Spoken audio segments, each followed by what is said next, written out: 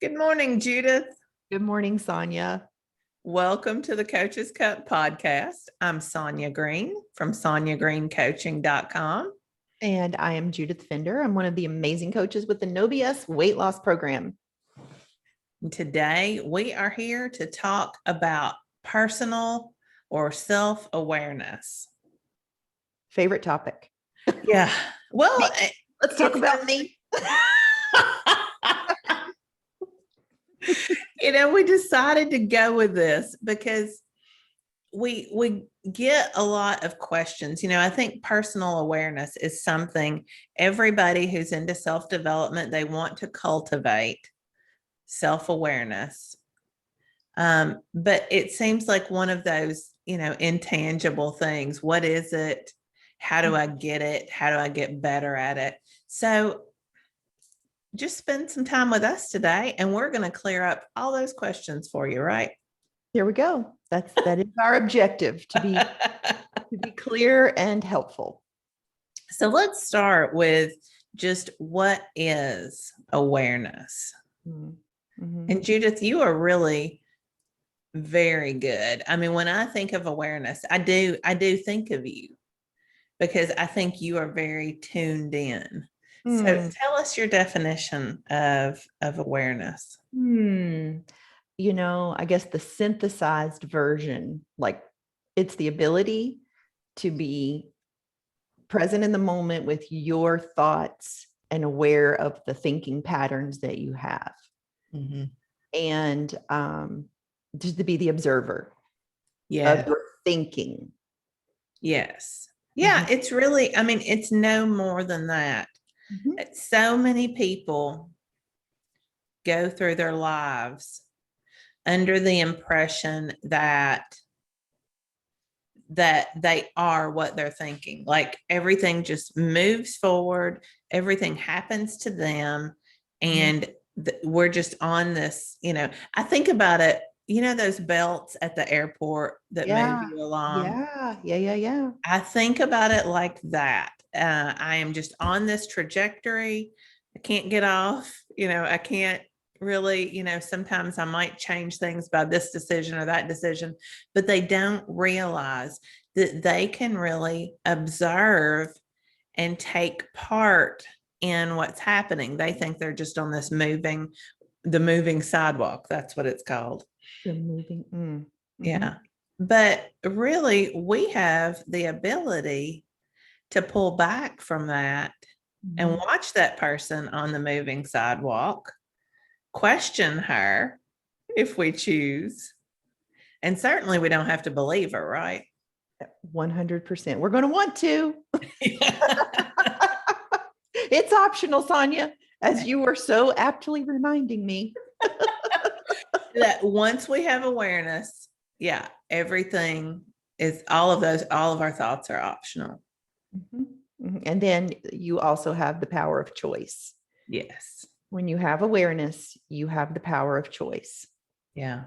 I think we touched on that on last podcast. That is feeling a little familiar. So I think we did too.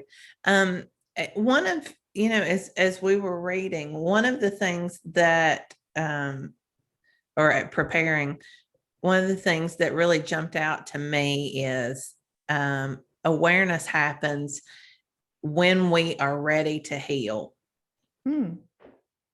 That's so, yeah, I thought so too. And, I think about there's so many times when we want somebody in our life to change. We want them to, why can't I just shake her out of this? Why can't she just wake up? Have you ever heard somebody say, to wake up, to come into the moment? And this person was saying that, you have to be ready to heal. You are never going to reach a state of awareness until you're ready. This, when we were pre-gaming, this makes me think of my childhood ride, the car ride I was telling you about, where, my mom was not always, my mom was not a happy, my mom had some circumstances in her life that dictated a lot of her emotions. Mhm. And I can remember being very aware of that as a child. And this particular car ride, where I would have probably been around the age of 7 or 8, riding in the back of a station wagon and having like seeing the world literally in reverse. This is back in the day when you could sit in that back seat. Right. And the Faced seat, out the back. right, the seat actually faced out the back in this station wagon, right? You got it in the back and it looked out the back. Yeah. You have to be a person of a certain age to remember that. Right. But yes, I remember those. Right. This would be like 75, 77, somewhere Yeah. around here. I don't know. Yeah. Anyway, but having this awareness and the ability to see things in a different perspective and thinking how different the world looked from that car seat ride, and the desire, and like having these conversations with myself in the moment. And I know it's because I wanted my mom to heal. I wanted my mom to be happy. Yeah. And we were also talking about, like this childhood, like a lot of time we had for introspection. Yeah. Mhm. Yeah. Awareness, it happens at different times for different people. But I think I was an only child. You were a youngest child with Much older. siblings. Yeah. And so we were presented with a lot of alone time, Mhm. which I think allowed us to spend a lot of time in our heads, but also aware of what was going on around us. And I grew up on a farm. You grew up around animals, and I think that definitely contributes to a sense of awareness as a child, Mhm. because you are in the present moment. If one of them is sick or needs something, or just, animals live in the present moment. That's all that they have.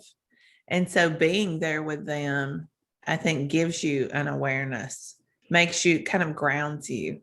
Well, I'm going to go with the word grounding, because Yeah. it's there's that relationship, that trusting relationship you have with animals, Yes. desire for their well-being, Yes. be present for their suffering, which Yeah.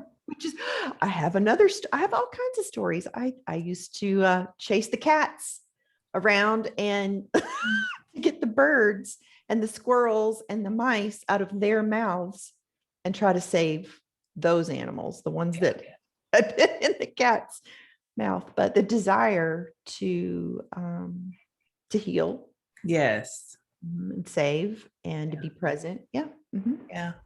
But that ultimately you do have to be ready personally Mhm. to heal. And so we can't create awareness for someone else, no matter how much we want to. Mhm. It's a personal journey kind of thing. For sure. For sure. And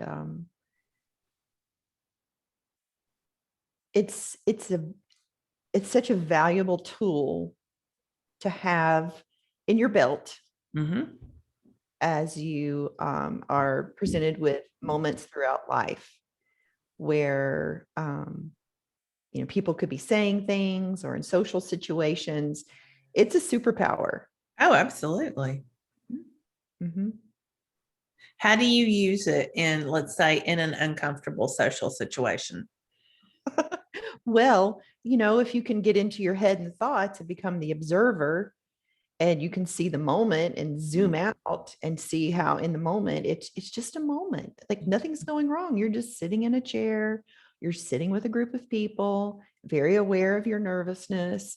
And then I like to think, I can remember telling my friends, even as at least a middle schooler, like, I just know, I realized that everyone's just as worried as I am. So it's Mm, my superpower to know, to like lean into that and like use it to my advantage. Like, yeah. thinking about them, not going to be helpful for me, Yeah. or it could be very helpful. Yeah. Well, I think another important thing to bring up right now is to talk about how awareness happens on a spectrum. So many times we can be aware in some situations and not aware in others. Mhm. And so I guess telling my own story, I I could be very aware when I was alone, when I was introspective. I remember lots of car rides. I didn't have a station wagon because I was an only child, but sitting in that back seat, I remember, especially at night, just watching the stars, and being very aware of where I was in the world. But I could, in a social situation, I lost that awareness because I was very self conscious. And, I think I've told my story with imposter syndrome before. I did not realize that everybody else felt the way I felt until later in my life, until I was made aware And of that. Mhm. So And it does happen on a spectrum. I would chime in with when I am in my anxious brain with Mhm. anxiety, um, I can, or the habit brain, right? When I'm Yeah. so like in an emotional state, clearly I lose awareness on some areas. However, this past time when I worked through anxiety on a thought level basis and was able to zoom out, like I was able to allow it to be in my body and still function at a high capacity and have awareness for others. But like just yesterday, I had my emotional moments with myself, some thoughts and feelings. And I wanted to tell my story my way and Yeah. and be in it and not see. But I almost think, Sonya, was almost, that might have even been what was hard about my pity party, was that I knew there was no point. Yeah. I just wanted to go there. That's right. No, it's true. And I mean, I think it's important to talk about that because people want to think that our lives are linear. That's what we want. We want it, I've achieved this level, so now I can only go forward. And it's not true. We are on that spectrum all the time. We are sliding back and forth depending on the situation, depending on our thoughts about the situation. We're constantly sliding back and forth, but there is a point in awareness when it's not fun because you're always calling yourself on it. Very So it could be beware. What? it could be very frustrating. Yes. Mhm. But I want to talk about why too we slide back and forth. It is, you mentioned the habit brain.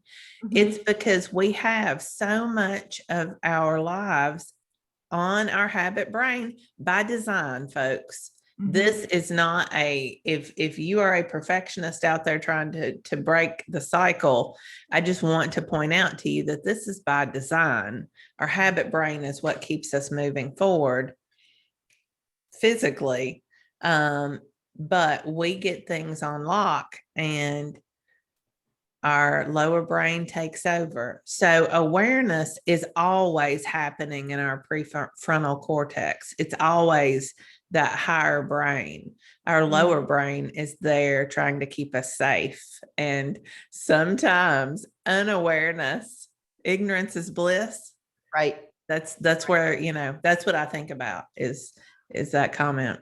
I caught a Tara Brock video. So for those of you Mhm. who are listening to this, you're not going to be able to see what I'm doing, but so Tara was, or Tara, however you say her name, she held her hand up to the side and she basically said, this is our brain stem, Mhm. and this is our limbic system right here, the pinky curled, and then she shows, our prefrontal cortex is this part right here when it curls over, and so we live in the habit brain and it runs on a loop Mhm. right down here. And so it's getting lost in translation, but there are fibers, like it's of necessity of practice that we dip into our conscious thinking to create those new Yes. thought pathways to override the Yes. habit brain. And like, it was just a really good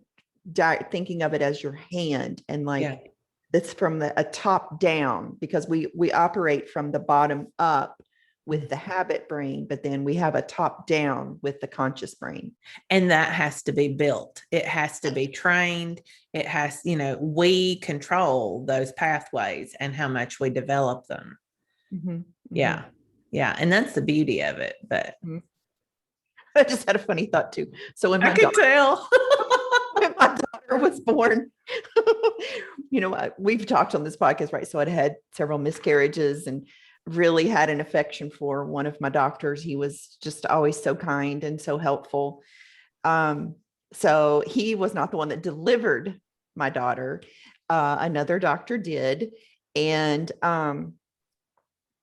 which I could actually tie this into awareness if we wanted to. The doctor who delivered my daughter was one had the first misfortune of telling me that we had lost the baby. Mm-hmm. And I remember being very mad at him because he just blurted it out, right? He just kind of just blurted it out. And then my husband's cousin worked for the practice, and she told me that this particular doctor had a stuttering problem. I'd never met him before. So I can remember feeling, right, like felt bad for me, and I felt bad for him. Like, he had to tell me this news. Like, nobody wants to tell anyone this news. Right. And then throw in his own speech impediment. Mm-hmm. So where I'm going with this is that doctor delivered my baby. Like, and I got to choose. I had preeclampsia and I got to choose. They're like, you can have this baby tomorrow, but it would be Dr. So-and-so. Right. Or the next one, and you could get the doctor of your choice. I was done. I was like, the one I didn't care for actually got to deliver my baby. But when I showed my baby to the doctor that I so dearly love, Dr. Cuellar, his first reaction was he spread his fingers like this, and he went right to her head and he said, "My, look at that cranial capacity." Right. So I'm thinking about these, prefrontal cortexes, these large brains that we're born with all this matter in there that is up to us to train how to use that brain. Yes, I love that capacity. I mean, if something has a capacity, it doesn't mean that it already has that, whatever. It has the potential. Right. And we all have that beautiful potential when we're ready to heal. Yeah. To create awareness for ourselves. Thank you for tying that in for me. I knew I had a reason to tell this story. I'm like, no, I love that. I love that, because we do all have that capacity. And so let's talk about some other benefits of having it. What do you find beneficial about your awareness? Because we've talked a lot about how we get aggravated when we start realizing, oh, I can't have that. That's just a thought. I mean, I can have it, but I'm doing it to myself. But I mean, it's all beneficial. It's it is in relationships, in self-acceptance, in self-confidence. Yeah. I guess, you could almost think when it's just such a gift to be present with yourself and to be able to be the observer of your thinking. Yeah. And I think that is, I am most aware of that when I am with someone who has no or very little awareness. Yeah. Which is when oftentimes when we're working with clients, particularly, I find myself when I work with clients who have older parents and clients who are doing thought work, and like to drop the mic and say, but yes, they don't have the gift of thought work and you do. Right. And like, that's always just kind of a moment for them when someone's new to learning thought work, Mhm. realizing that other people don't have it. Mhm. Yeah, I was coaching somebody just the other day on a parent and who had recently passed away, and talking about, even in the story you're telling me two stories. There's one with this way that you've been telling it, which is, the parent being very controlling and me not having much power in the situation. And another story where actually the parent, listened to the what you decided to tell, and still you had a loving relationship until that parent passed. There's two stories here, and your awareness is what helps you decide which story you're going to elevate in your mind. Ooh, yes. So that, yeah, I think awareness also is a big part of empathy. And I didn't read this really. I kept looking for somebody to talk about empathy, and nobody talked about it a lot. But I think awareness, going back to what you and I were saying about in our youth, with our love of animals. I was going to say empathy too, but I thought, no, don't go there. Yeah, because it's not mentioned, but I think awareness is a huge part of an empathetic life. And I mean, we could even, like, it could be a developed skill, right? Yes. Because we were Yes. with our animals. I mean, I've had this conversation with other people, and it feels, there's that, are you an empath and all this, like, what does all that mean? And you can really get into that deep. Mhm. But I like this line of thinking that it was developed because of our love of animals, because they were all the things that the empathic skill was just more attuned and developed. Yeah, absolutely. Absolutely.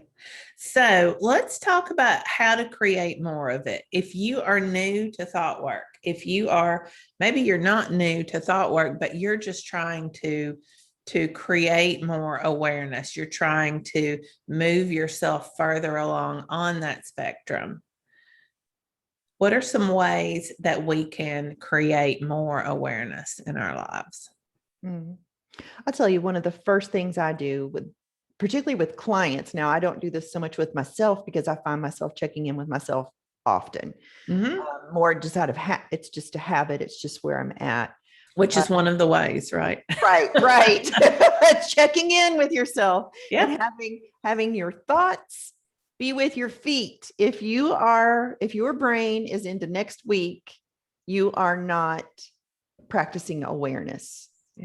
You are well gone. But I will have clients just take a spiral, a piece of paper, and check in with themselves once an hour. What am I thinking? What am I feeling? Because they oftentimes will have no clue what they're thinking or feeling. Yeah. Mm-hmm. Yeah. And just to take a couple of minutes, Mm-hmm. I'll tell people to set a timer sometimes. Mm-hmm.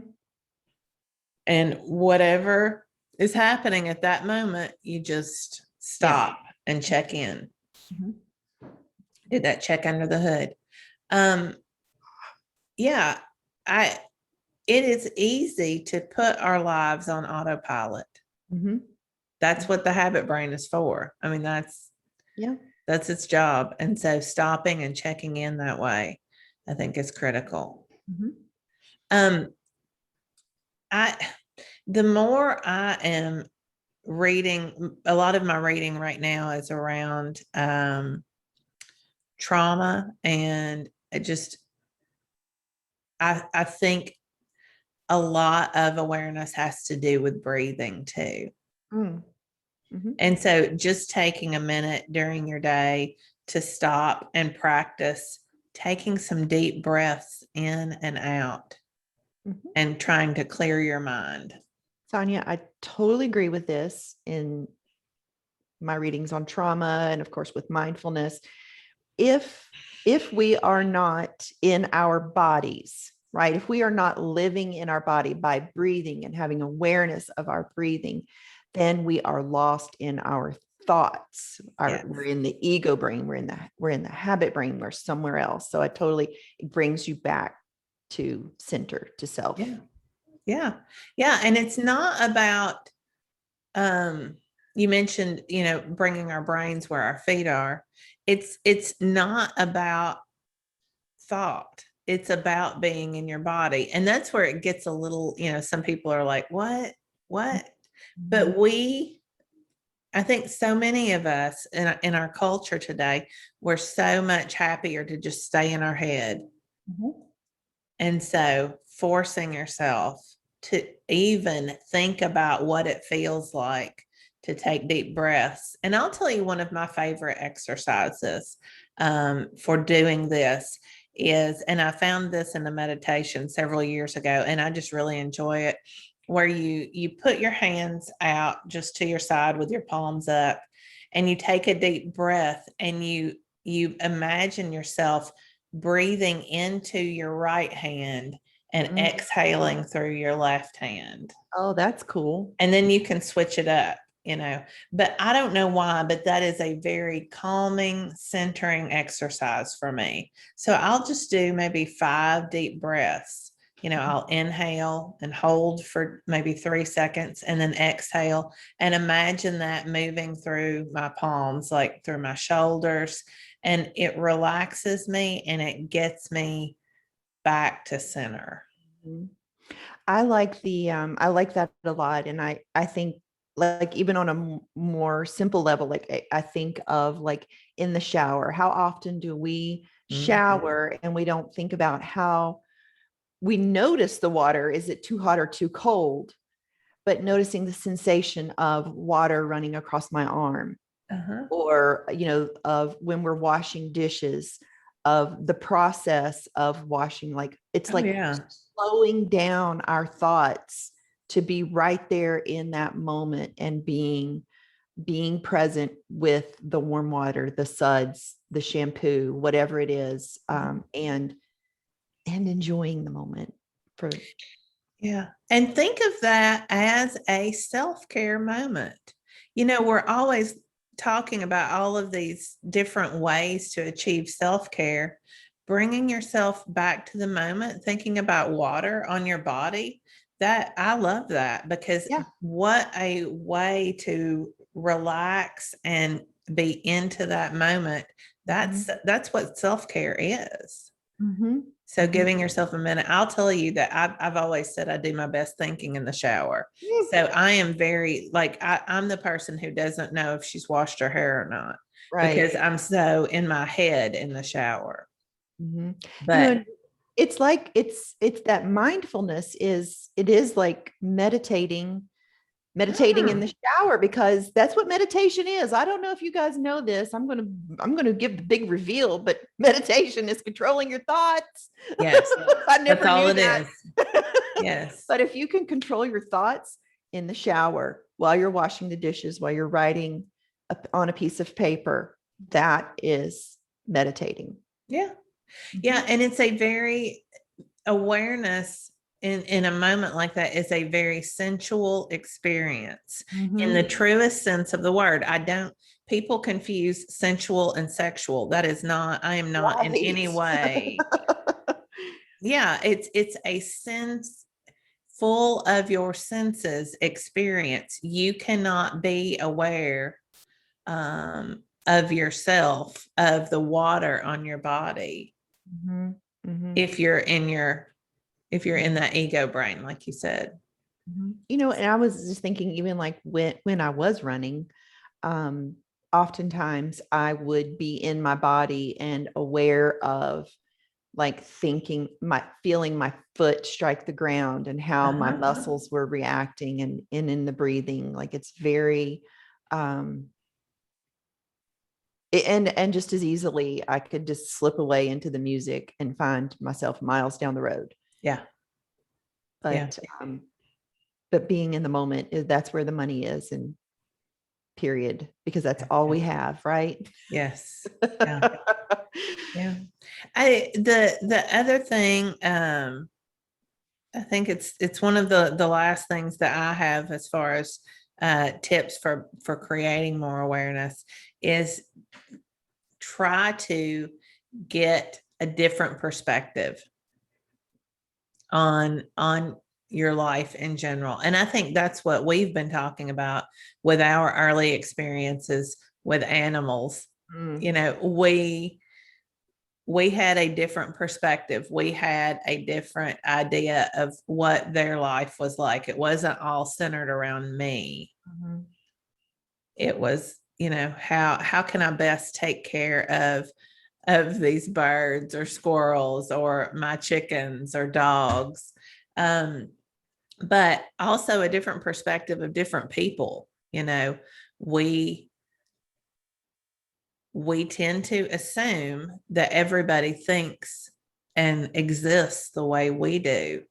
So how can you go out and try to get somebody else's perspective on an issue before you know, at least have some thoughts about that? I think is important for awareness. So like that ability to drop perspective is to drop my own and realize that it's Right. not the only one out there. What might somebody else be thinking about this? And even that simple question in the moment, asking yourself, like, what could this person be thinking and feeling in this moment, or imagining what they could be thinking and feeling? Yeah, which absolutely. also, like, it feels like compassion. Yes. It feels like being intentional and purposeful. It feels like a really good life, like an ideal. Yeah. We miss a lot when we just stay in our brains.